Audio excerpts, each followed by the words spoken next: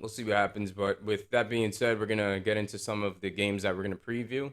And the first one is a NFC East matchup. We got the Eagles versus the Cowboys. A lot of drama leading up to this, especially with Michael Parsons. He's been kind of running his mouth about the Eagles and, kind of putting out this narrative like, is it the Eagles? Is it Jalen Hurts? Well, I mean, which one is it?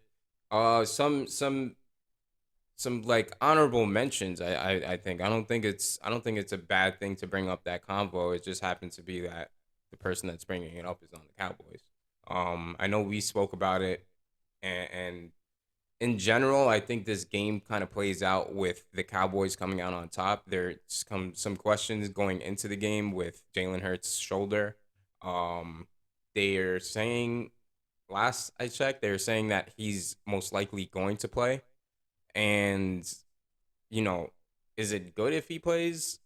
I think so. Is it a bad thing if he plays? I mean, I think if he plays, I don't think you run him at nearly as much as you do. I think this is kind of a it's a tough situation if you're the Eagles.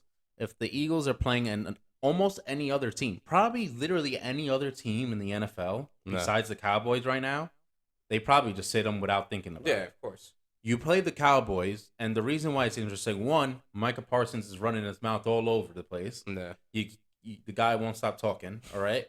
Then you have they're the next. They have the record that puts you in direct threat to not just falling out of that first overall seed in the NFC, but to potentially losing your division if you lose to the Cowboys and say the Cowboys went out.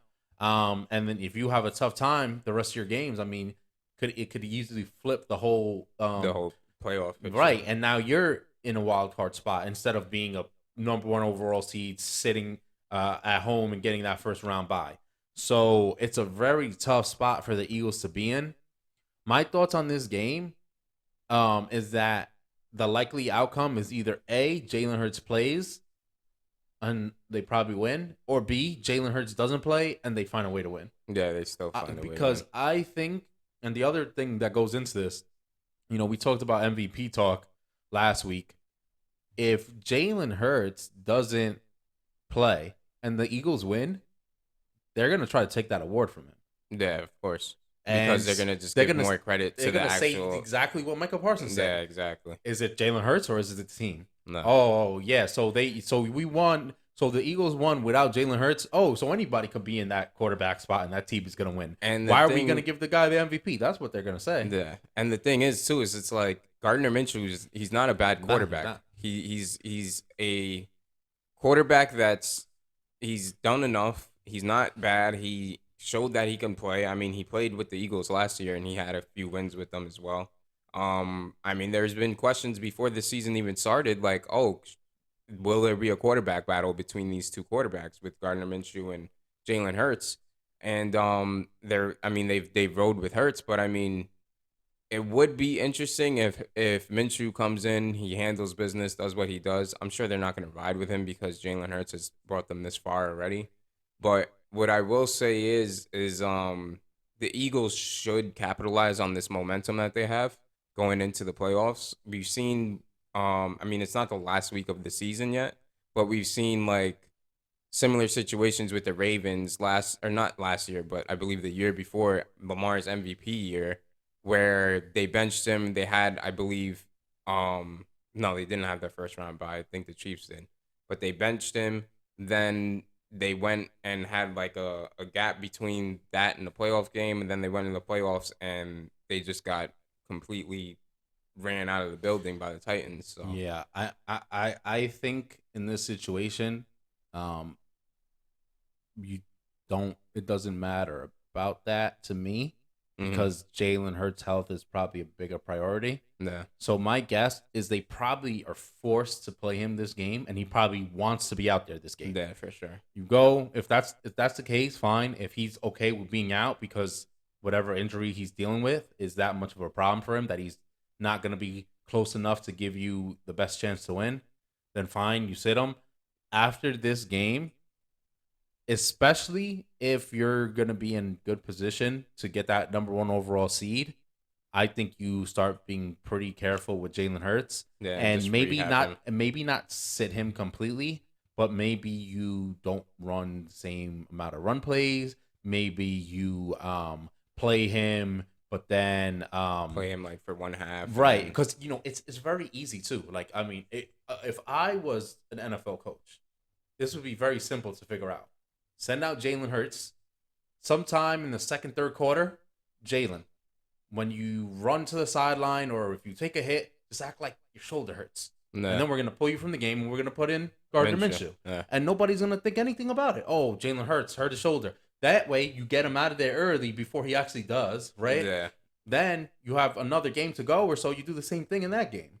And then yeah, the talk is going to be, oh, Jalen Hurts injured going into the playoffs. You know what I mean? But yeah. really, he's probably been getting better every week. And if you have the first one by, you have more time. To And rehab you that don't shoulder. and you Yeah, don't knock him out of rhythm. I mean, you could kind of get the best of both worlds if you do things like that. My guess is if I could think of it, the NFL coaches would think of it. Will they do it is a whole it's nother a whole nother thing. story. There's some, I mean, Bill Belichick would do it. You know what I Yeah, mean? yeah, He's for probably sure. he's probably done it a million times and nobody even knows about it. You know what I mean? Right, right. So yeah, but that would be how I would handle I think something like that. yeah, I think Sirianni's ego is too big. Jalen Hurts has too much of a chip on his shoulder, has a lot that he wants to prove and he's been proving. So I don't think that does happen, although I think that's probably the best logical situation because it's like one, you get Minshew some reps in too, because God forbid something does happen to Jalen Hurts, at least he has some continuity with this offense. So Mhm. definitely. I'll, I mean, we'll both be on the lookout to see what happens with the Eagles and this whole situation and how it pans out towards the coming to the end of the season. So, next game we're gonna get into is the Lions versus the Panthers. The Lions are the favorite against the Panthers. Interesting game. They're -2.5 favorite. Is that still the line or? I don't know if the line moved, but this is a funny game because 2 weeks ago, 3 weeks ago, we would have never circled this game as being an Yeah, important like game. a Now we get to this point. The Lions are on the brink of possibly finding a wild card spot, and the Panthers are close enough to being to able win to that win division. that division. So, my guess is if whoever loses this game is It's pretty much done. probably done with their little run to make the playoffs, but the winner's gonna be in decent enough position. It still doesn't guarantee you the spot, but at least it gives you a fighting chance to keep going forward. So yeah, and we talked about the Panthers. They get rid of Baker. Crazy, they just drop him in the middle of the season, but it's how it goes. Yeah. And they found some ways to win some games here as of late. The Lions we talked about before, on a pretty nice win streak. Dan Campbell really turning that team around. I'm not surprised by it, No. but I am a little bit surprised about how it went. Yeah. I thought the Lions were going to be this from earlier in the year. Yeah, for sure. They dropped a lot of games, and I will say I didn't necessarily count them out, but I didn't think they were going to put themselves in a position to fight for one of these playoff spots. I was like, okay, maybe next year they'll be, a better team to get a respectable record. I mean, this year they're a pretty good team now, so them able to rattle off a bunch of wins in these recent few weeks here has really gone a long way for them and as a franchise as a whole. So yeah, I mean, in this game, my money would be on the Lions here, even though they're on the road. I don't think anybody wants to see this team. The offense has been clicking pretty well. They have a full set of three receivers now with the return of, or not the return, the debut of Jamison Williams finally being able to be healthy enough to play in the games now. And yeah, I mean, look, the Panthers, I know they found some ways to win. I still am not very high on their roster. Their talent, it just their doesn't match talent up is well just at all. it's just not there. Where the Lions, I feel like one, they have a lot more to prove and are a better overall team. So I'll go with the Lions here, and take that 2.5 spread on the road to cover. Yeah, for sure. So the next game that we have is the Commanders versus the 49ers. The 49ers are the favorite, -7 favorite right now, I believe.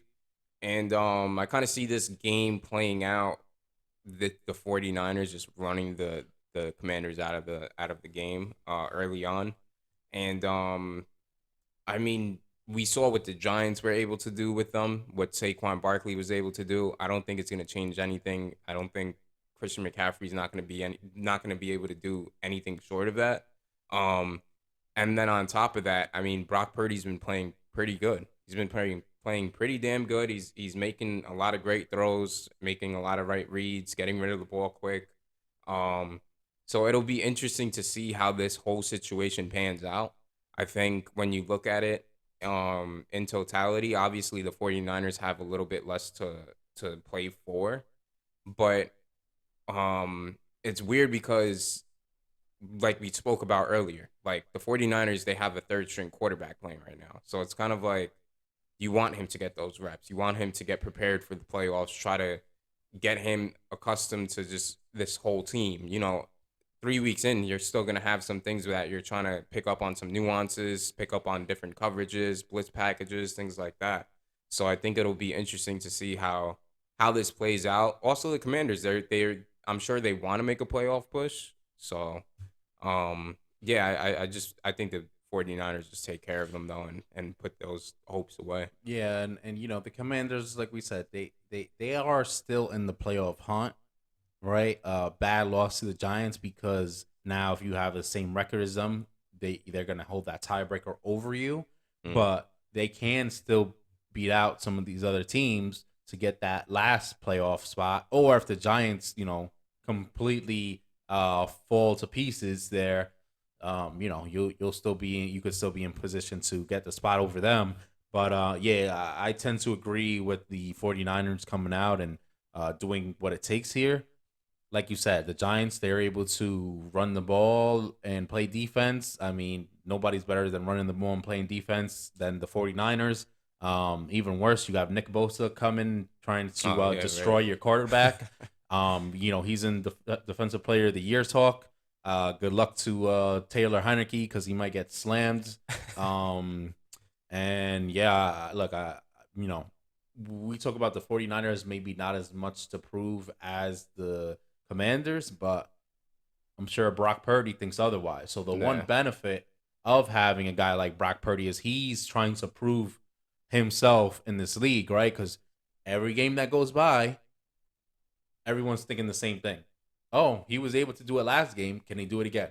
Oh, Yeah. he was able to do it last game? Can he do it again? Yeah, when you have that chip on your shoulder with the defense behind you, it's just Right. like, And so for him, he needs to keep out and keep winning. He's making himself some money.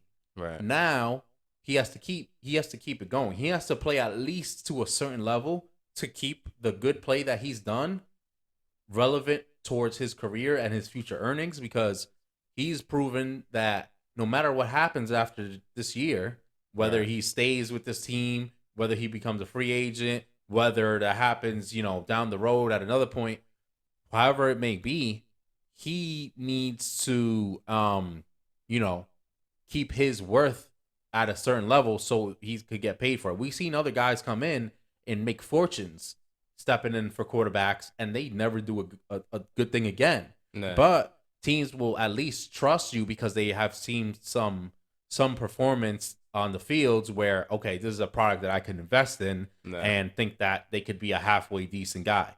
But he seems to be somewhat of the real deal, right? He might be. I mean, oddly enough, Brock Purdy might be Taylor Heineke. Yeah. He Right, might right, be. right. He might be that exact type of player where people are going to keep counting him out. But if you need a quarterback, he's a guy He's the that could guy start too. for you, and he could do some good things for you. And he might not be the guy that you settle on as a franchise quarterback and give all the money in the world and build your team around. But if he can be a guy that could step in Yeah. and keep things flowing, and you pay him some money to hang around and be able to help you out when you need him. I mean, you could That's have a definitely nice. very long career as a backup quarterback in the NFL with someone who with his kind of skills. Yeah.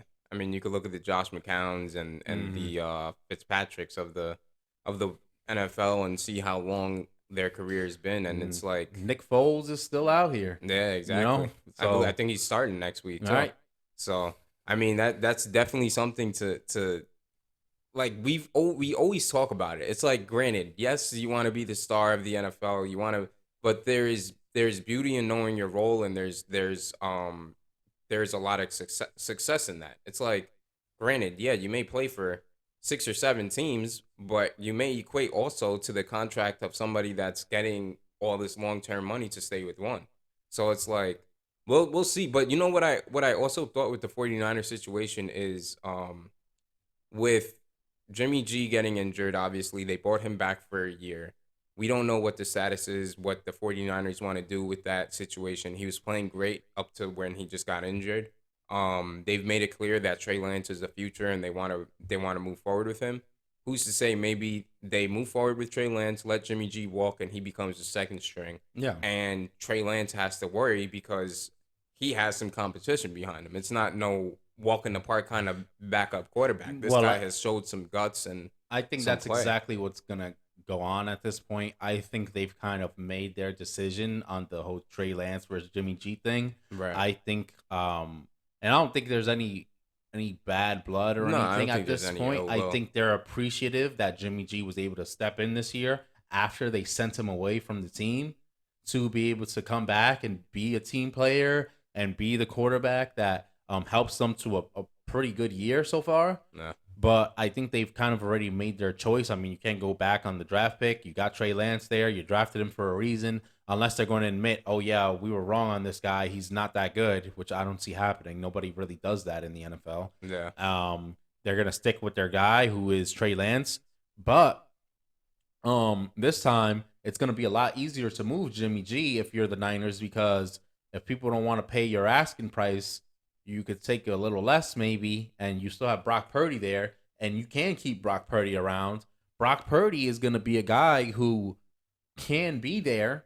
It is probably not going to, well, we'll see how things go, but it's Yeah. probably not going to be a guy that's going to scare Trey Lance too much, but he keeps him in check, Yeah. because if he starts messing up, He the starts fans are slipping going to be and like, why we have this guy? Put in Brock Purdy. We saw what he did for us. uh, So Brock Purdy might be the perfect solution for them, because I think if you keep Jimmy G, it's a lot louder yeah, for whenever sure. something happens. Well, why are we not playing Jimmy G? Why are we not playing Jimmy G?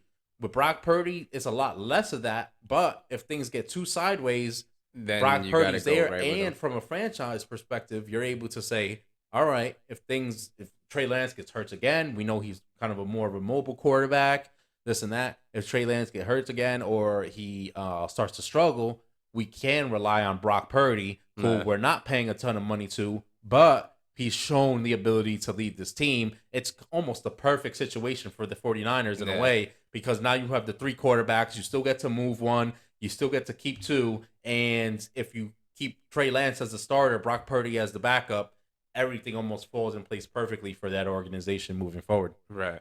So definitely interesting to see, and we'll be locked in obviously in the off season to see how this all pans out. So